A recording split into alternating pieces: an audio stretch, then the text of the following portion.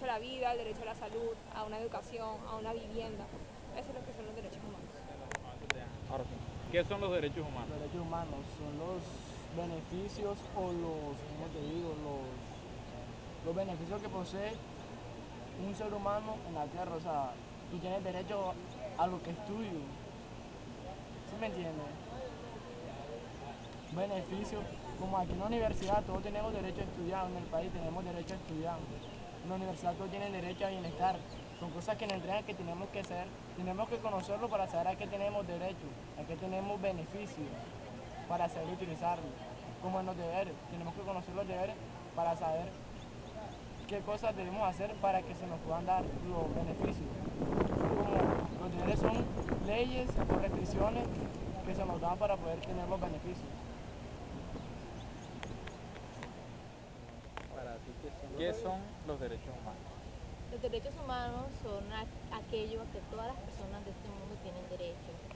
Son unas leyes o unos derechos que están impuestos, no impuestos, digamos, de que hay organismos que los han incluido o los han hecho para velar para que cada persona pueda llevar una vida digna y pueda tener, por ejemplo, derecho a la vida o derecho a tener un nombre propio. Pienso que es eso.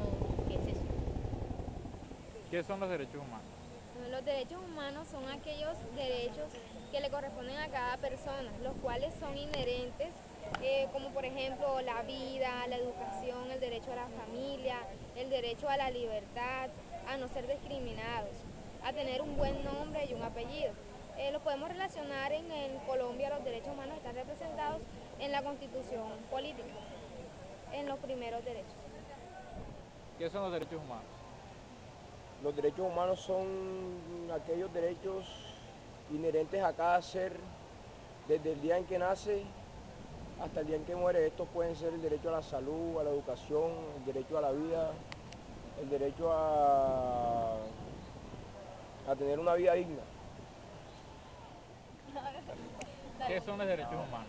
Bueno, los derechos humanos son todos aquellos derechos que todo ser humano posee y que debe ser cumplido para su integridad física, psicológica y todos aquellos aspectos que el ser humano maneja como tal. Y que ningún ser humano debe quedar excepto de que estos derechos se cumplan para él. ¿Qué, es- ¿Qué son los derechos humanos?